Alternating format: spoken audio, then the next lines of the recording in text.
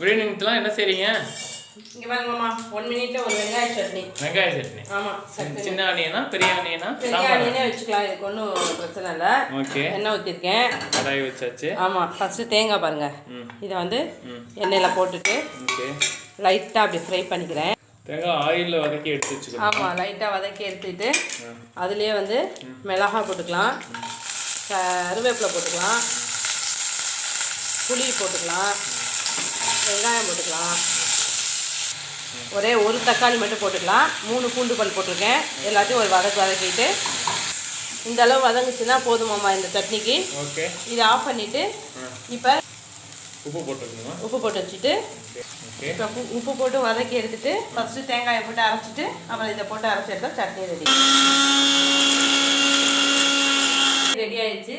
இட்லி சட்னி ரெடியா? இட்லி சட்னி ரெடி ஆயிடுச்சு. வாங்க சாப்பிடலாம்.